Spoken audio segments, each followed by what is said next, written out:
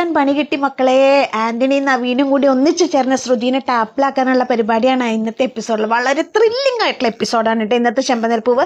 ആന്റണിക്ക് ഇങ്ങനെ ഒരു മുഖം ഉണ്ടെന്ന് ശ്രുതിക്ക് മനസ്സിലായിട്ടില്ല. ശ്രുതി കുഴിച്ച കുഴിയിൽ ശ്രുതി തന്നെ വീണു എന്നുള്ളതിൻ്റെ ഉത്തമ ഉദാഹരണമാണ് ഇന്നത്തെ എപ്പിസോഡ്. എനിക്ക് വളരെ സന്തോഷമായി ഇന്നത്തെ എപ്പിസോഡ് കണ്ടിട്ട്. കാരണം എന്താണെന്ന് വെച്ചിട്ടുണ്ടെങ്കിൽ ശ്രുതി ഒരു പാവം ഒരു പയ്യൻ ചെയ്തത് അത് അവൻ മനസ്സറിഞ്ഞ് ചെയ്തല്ല. ആ ഒരു തെറ്റിനെ അവൾ ഇത്രയും അവരെ ട്രാപ്പ് ചെയ്ത് ഇത്രയും വലിയൊരു ഇഷ്യൂ ആക്കിയെന്നുണ്ടെങ്കിൽ അവൾക്ക് അപ്പുറത്തുള്ള പണി വന്നു മക്കളെ. പണി വന്നോന്ന് വെച്ചാൽ പണി പാല് വെള്ളത്തിൽ കിട്ടിയിട്ടുണ്ട്. അപ്പൊ കൂട്ടുകാർ, ഇന്നത്തെ ചെമ്പനീർപ്പൂവിലേക്ക് എല്ലാവർക്കും സ്വാഗതം.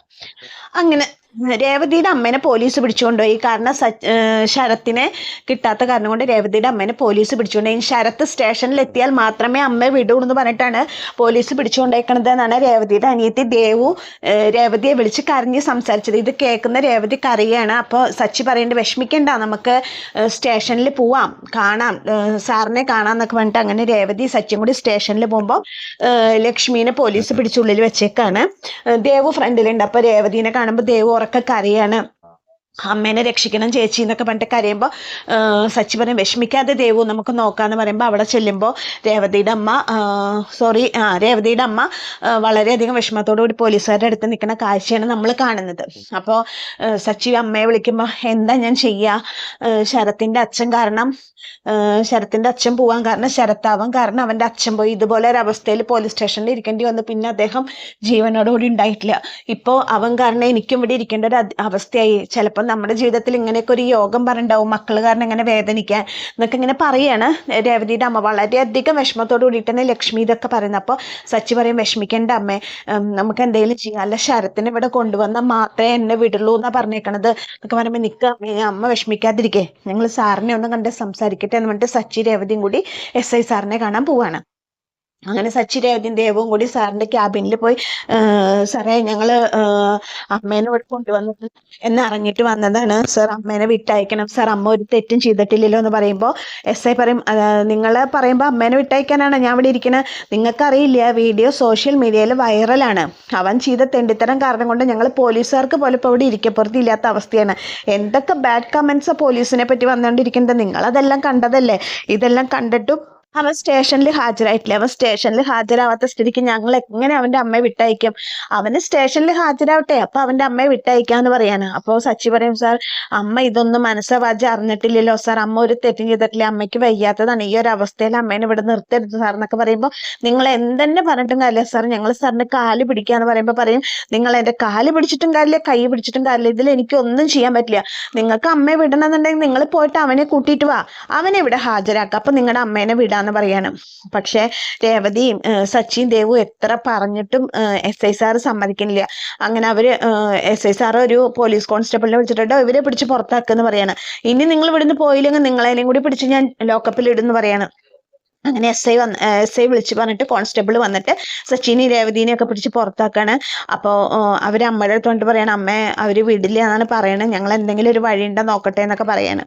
അപ്പോൾ പിടിച്ച് പുറത്താക്കിയ കോൺസ്റ്റബിളിനോട് സച്ചി പറയണ സാറേ സാറിന് എന്നെ അറിയാലോ, അറിയാം സച്ചി, പക്ഷെ എന്താ ചെയ്യുക, എനിക്കിതിൽ ഒന്നും ചെയ്യാൻ പറ്റില്ല സാർ, സാർ ഒന്ന് പറഞ്ഞു നോക്കുക സാർ, സാറ് പറഞ്ഞ SI സാറ് കേൾക്കില്ല.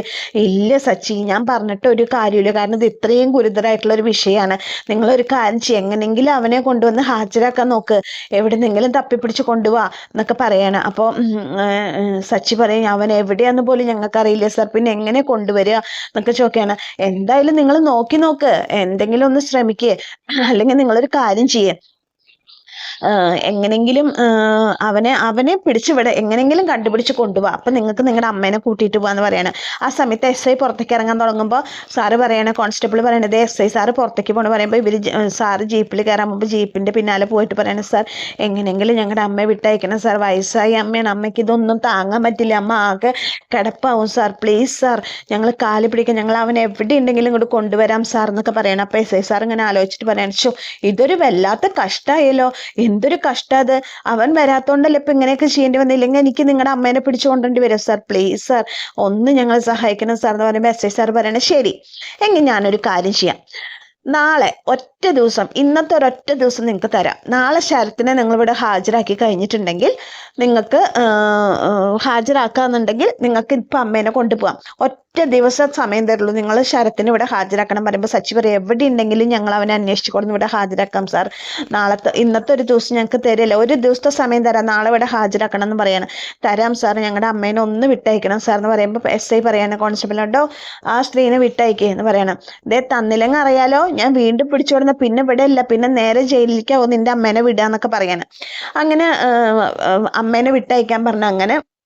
അപ്പൊ ലക്ഷ്മീനെ അവിടെയുള്ള പോലീസുകാരൊക്കെ ഇതാക്കണ്ട, സമാധാനിപ്പിക്കണ്ട. എന്താ ചെയ്യുക, തലതിരിഞ്ഞ മക്കളുണ്ടെങ്കിൽ ഇങ്ങനെയൊക്കെ അനുഭവിക്കേണ്ടി വരും, നിങ്ങൾ ഇനിയിപ്പോൾ അതൊന്നും ഓർത്ത് വിഷമിക്കേണ്ട എന്നൊക്കെ പറഞ്ഞിട്ട് ഇങ്ങനെ പോലീസുകാർ സമാധാനിപ്പിക്കണ്ട. ആ സമയത്ത് കോൺസ്റ്റബിൾ വന്നിട്ട് പറയും ഇതേ നിങ്ങളോട് വീട്ടിൽ പൊക്കോളാൻ പറഞ്ഞു എന്ന് പറയും.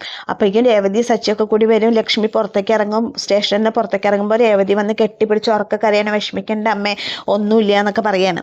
അത് കഴിഞ്ഞിട്ട് പറയാണ്, അവിടെ നിന്ന് സംസാരിക്കുമ്പോൾ പറയാണ് ശരത്തിനെ കൊണ്ടുവന്നാൽ ഇനി എന്നെ വിട്ടയക്കുള്ളൂ എന്നാ പറഞ്ഞേക്കണ്ട, നാളത്തെ ഒരു ദിവസത്തെ സമയം മാത്രമേ നമുക്ക് തന്നിട്ടുള്ളൂ, എന്താ ചെയ്യുക, ശരത്തിനെ ഇവിടെ കൊണ്ടുവന്ന് ഹാജരാക്കണം പറയുമ്പോൾ സച്ചി പറയും അവനെ ഞാൻ ഹാജരാക്കാനല്ല ഞാൻ അവനെ ഒളിപ്പിച്ചേക്കണത്, അവനെ ഇവരുടെ കയ്യിൽ കിട്ടിയ നേരെ അവൻ ജയിലിലേക്കാണ് പോവുക, എനിക്കത് ഉറപ്പാണ്, ഒരിക്കലും ശരത്തിനെ ഞാൻ പോലീസിന് വിട്ടുകൊടുക്കില്ല, ഈ സച്ചി ജീവനോട് കൂടി ഉണ്ടെങ്കിൽ അവനെ ഈ കേസിൽ നിന്ന് ഞാൻ രക്ഷിക്കുക തന്നെ ചെയ്യുമെന്ന് പറയാണ് സച്ചി. അപ്പൊ ആ സച്ചിയുടെ ഒരു മൂത്തൊരു ഏട്ടൻ, ആ ഒരു കുടുംബത്തിനോടുള്ള ഒരു ആത്മാർത്ഥത, ഇതൊക്കെ നമുക്ക് സച്ചിയുടെ സംസാരത്തിൽ അറിയാട്ടോ. അങ്ങനെ അത് കഴിഞ്ഞു. പിന്നെ അപ്പോൾ അവർ ഇറങ്ങുമ്പോൾ പോലീസ് കോൺസ്റ്റബിൾ വന്നിട്ട് പറഞ്ഞിട്ട് സച്ചി നിങ്ങളൊരു കാര്യം ചെയ്യുക, അവനെ കോടതിയിൽ ഹാജരാക്കണേക്കാട്ടിലും മുന്നേ എത്രയും പെട്ടെന്ന് നിങ്ങളൊരു അഡ്വക്കേറ്റിനെ കണ്ടിട്ട് അവനൊരു ജാമ്യം എടുക്കുക, അഡ്വക്കേറ്റിനെ കണ്ടു കഴിഞ്ഞാൽ അവന് ജാമ്യം കിട്ടും, അപ്പോൾ പിന്നെ കേസാവില്ല എന്ന് പറയാണ് സച്ചിയോട്. ശരി സാർ, ഞങ്ങൾ പോയിട്ട് അഡ്വക്കേറ്റിനെ കാണാമെന്ന് പറയാണ്. അപ്പോൾ ലക്ഷ്മി പറയും നിങ്ങൾ അഡ്വക്കേറ്റിനെ കണ്ടോ എന്ന് പറയുമ്പോൾ പറയും വേണ്ട, അമ്മേനും ദേവുവിനും വീട്ടിലാക്കിയിട്ട് ഞങ്ങൾ പോവാന്ന് പറഞ്ഞിട്ട് അങ്ങനെ അവർ സ്റ്റേഷനിൽ നിന്ന് പോവാണ്. അങ്ങനെ സച്ചിക്കൊരു കച്ചിത്തുരുമ്പ് കിട്ടി ശരത്തിനെ രക്ഷിക്കാൻ. കാരണം അഡ്വക്കേറ്റിനെ കാണാം എന്നുള്ള ഒരു വിശ്വംഭരൻ പറഞ്ഞിട്ട് ഒരു അഡ്വക്കേറ്റിനെ കാണാം എന്നുള്ള ഒരു കച്ചിത്തുരുമ്പ് സച്ചിക്ക് കിട്ടി. അങ്ങനെ ഒരു അഡ്വക്കേറ്റിനെ കാണാന്ന് പറഞ്ഞിട്ട് പോവാണ്. ഈ സമയത്താണ് മക്കളെ നമുക്ക് ഏറ്റവും വലിയ ട്വിസ്റ്റ് വരുന്നത്. ട്വിസ്റ്റ് എന്ന് വെച്ചാൽ എനിക്ക് ഭയങ്കര സന്തോഷമായി അത് കണ്ടിട്ട്. കാരണം ശ്രുതിക്ക് ഒരു പണി കിട്ടണേന്ന് ഞാൻ വിചാരിച്ചിരിക്കുന്നു. ശ്രുതിക്ക് ഫോൺ വന്നിട്ടുണ്ട് ആന്റണി കാണണം എന്ന് പറഞ്ഞിട്ട് കഴിഞ്ഞ എപ്പിസോഡിൽ പറഞ്ഞിട്ടുണ്ടായിരുന്നില്ല. അങ്ങനെ ശ്രുതി മീരയും കൂടി ആന്റണിയെ കാണാൻ വരുമ്പോൾ മീര ചോദിക്കാൻ എന്തിനാ ശ്രുതി ആന്റണി കാണണം എന്ന് പറയണേ, ഇനി എന്താ നിങ്ങളായിട്ടുള്ള ഇടപാട്, എനിക്കറിയില്ല മീര എന്ന് പറയാണ്. അല്ല അവൻ പറഞ്ഞ പോലെ അവന് വീഡിയോ അയച്ചു കൊടുത്ത് അവൻ നവീൻദാസിനെ പിടിച്ചു, ഇനി നവീൻദാസിന്റെ ശല്യം നിങ്ങൾക്ക് ഉണ്ടാവില്ല എന്ന് പറഞ്ഞു. പിന്നെ എന്തിനാ അവൻ നിന്നെ കാണണമെന്ന് പറയണമെന്ന് ചോദിക്കുമ്പോൾ അറിയില്ല മീര, എന്തായാലും പോയി നോക്കാൻ പറഞ്ഞിട്ട് അങ്ങനെ അവർ ആന്റണീനെ കാണാൻ പോയി.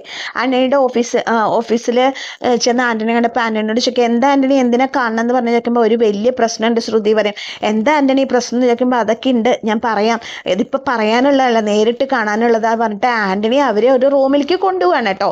അവിടെയാണ് ഇന്നത്തെ ത്രില്ലിങ് വരുന്നത്. ആ റൂമിൽ വേറെ ആരുമല്ല, ആരാന്ന് നമുക്കൊക്കെ അറിയാം, മുന്നേ അറിയാം, പക്ഷെ അവിടെ നിന്ന് വിട്ടിട്ടില്ലേ എന്നുള്ള ഒരു ഇതൊന്നും നമുക്ക് ഉണ്ടായിരുന്നില്ല. ഇവരെ റൂമിൽ ചെല്ലുമ്പോൾ കാണുന്ന കാഴ്ച കണ്ട് ഞെട്ടിത്തെറിച്ചു പോവാണ് മീരയും ശ്രുതിയും. വേറെ ആരുമല്ല അവിടെ കിടക്കേണ്ട, ശ്രുതി കൊട്ടേഷൻ കൊടുത്ത ആന്റണിക്ക് കൊട്ടേഷൻ കൊടുത്ത നവീൻദാസാണ് അവിടെ ബോധമില്ലാതെ കിടക്കുന്നത്. ഡ്രിപ്പൊക്കെ കയറ്റി സീരിയസ് ആയിട്ടാണ് നവീൻദാസ് കിടക്കണത്.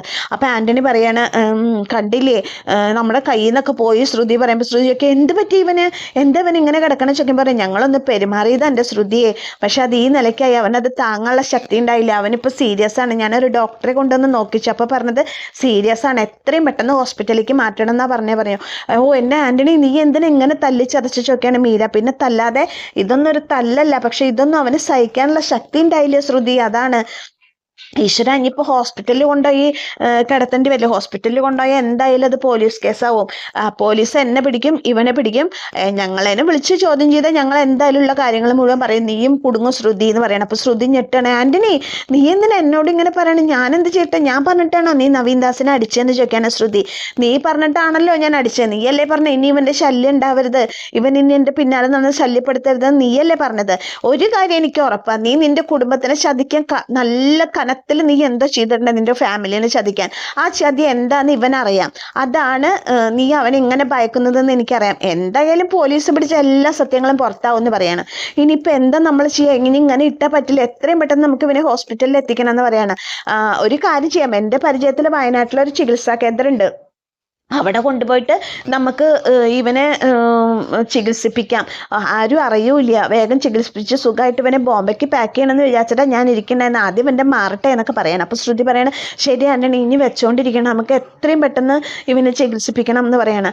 ചികിത്സിപ്പിക്കാം, പക്ഷേ അതിന് കുറച്ച് ചിലവുണ്ട് ശ്രുതി, ഒരു 2 ലക്ഷം രൂപ വേണമെന്ന് പറയണം. മക്കളെ അതാണ് ശ്രുതിക്ക് കിട്ടണ പണി, വേണം ശ്രുതിക്ക് ഇത് കിട്ടണം. ശ്രുതിക്ക് ഇത് കിട്ടിയില്ലെങ്കിൽ അത്ഭുതമുള്ളൂ. കാരണം ഒരു പാവം കുടുംബത്തിന് എന്തോരം വിഷമിപ്പിക്കുന്ന ശ്രുതി.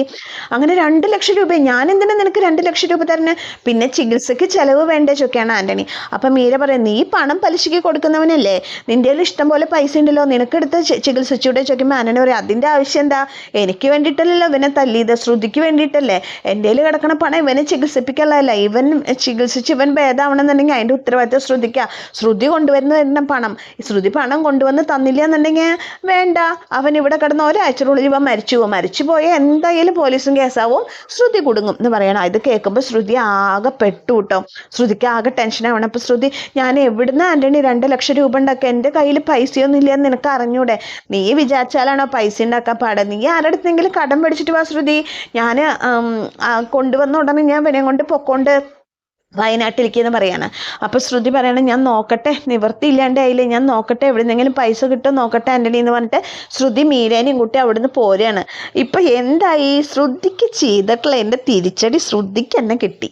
അത് കഴിഞ്ഞിട്ട് അവരവിടുന്ന് പുറത്തേക്ക് ഇറങ്ങി കഴിയുമ്പോൾ ആൻ്റണി വാതിലടച്ചോടുകൂടി അവിടെ വലിയൊരു ട്വിസ്റ്റ് ഉണ്ട് കേട്ടോ, വേറൊന്നുമല്ല, ഈ ഇതൊക്കെ കയറ്റി ഡ്രിപ്പൊക്കെ കയറ്റി എന്താ പറയുക കോമ സ്റ്റേജ് പോലെ ഗുരുതരാവസ്ഥയിലുണ്ടായിരുന്ന നവീൻ മാസ്ക് ഒക്കെ മാറ്റി എഴുന്നേറ്റിരുന്ന് പൊട്ടിച്ചിരിക്കുകയാണ്.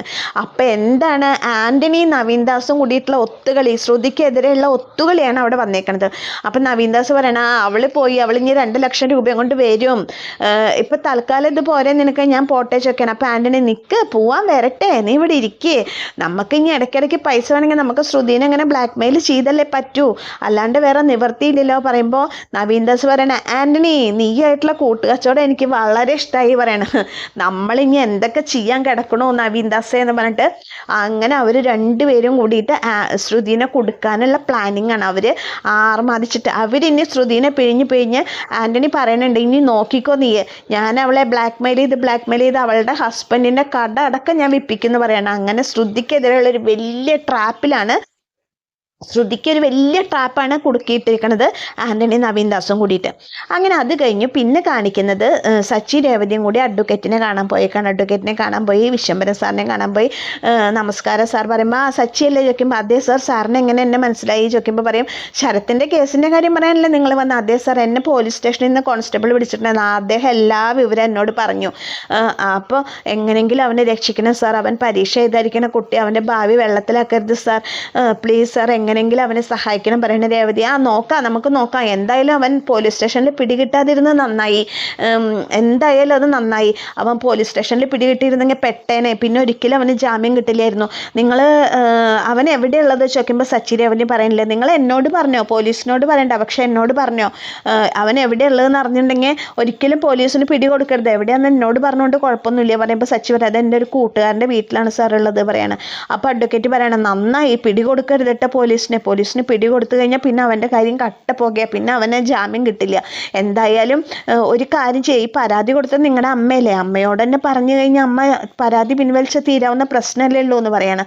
അപ്പോൾ സച്ചി പറയും ഇല്ല സാർ, അമ്മ ഒരിക്കലും പരാതി പിൻവലിക്കില്ല, അമ്മ അതിന് മുതിരില്ല പറയാണ്. എങ്കിലൊരു കാര്യം ചെയ്യും, അമ്മയ്ക്ക് വേണ്ടപ്പെട്ട ആരെയും കൊണ്ടെങ്കിലും ഒന്ന് പറയിപ്പിച്ച് നോക്ക്, അപ്പം അമ്മ പരാതി പിൻവലിക്കില്ല പറയുമ്പോൾ സച്ചി പറയണ രേവതി പറയണ സച്ചിയേട്ടാ നമുക്ക് അച്ഛനെ കൊണ്ട് പറയിപ്പിച്ചാൽ അച്ഛനൊന്നും പറയില്ല രേവതി, അച്ഛൻ പറയൊന്നുമില്ല എന്നൊക്കെ പറയുമ്പോൾ വക്കീൽ പറയണ നമുക്ക് ശ്രമിച്ചു നോക്കാലോ, നിങ്ങളൊന്ന് ശ്രമിച്ചു നോക്ക്, എന്തായാലും ശരത്തിനെ നമുക്ക് ഈ കേസിൽ നിന്ന് രക്ഷപ്പെടുത്തണ്ടേ, അതിനുവേണ്ടി നമുക്ക് എന്തെങ്കിലും ചെയ്യണ്ടേ, നിങ്ങളൊന്ന് ശ്രമിച്ചു നോക്കാം, അങ്ങനെയാണെങ്കിൽ പരാതി പിൻവലിക്കുമല്ലോ എന്ന് പറയാണ്.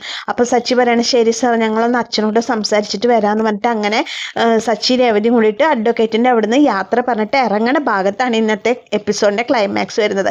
സത്യം പറഞ്ഞാൽ എനിക്കിന്ന് ഭയങ്കര സന്തോഷമായിട്ടുണ്ട് കേട്ടോ ഇന്നത്തെ എപ്പിസോഡ് കണ്ട്. ഇന്ന് എനിക്ക് കഥ പറയാൻ തന്നെ ഒരു ത്രില്ലിംഗ് ആണ് നിങ്ങളോട്, ഇന്നത്തെ കഥ കണ്ടിട്ട് എനിക്ക് ഭയങ്കര ഒരു എക്സൈറ്റ്മെൻ്റ് ആയിട്ടാണ് ഞാൻ നിങ്ങളോട് ഈ കഥ പറയുന്നത്. അപ്പോൾ ഇതുവരെ എനിക്ക് സപ്പോർട്ട് ചെയ്ത എല്ലാ കൂട്ടുകാർക്കും ഒരുപാട് നന്ദിയുണ്ട്. അപ്പോൾ എൻ്റെ കഥ കേട്ട് ഇഷ്ടപ്പെട്ട കൂട്ടുകാരൻ്റെ ചാനലൊന്ന് ലൈക്ക് ചെയ്യുക, ഷെയർ ചെയ്യുക, സബ്സ്ക്രൈബ് ചെയ്യുക. ഇതുവരെ നിങ്ങളെല്ലാവരും തന്ന സപ്പോർട്ടിനൊക്കെ നന്ദി. അപ്പോൾ എല്ലാവർക്കും താങ്ക്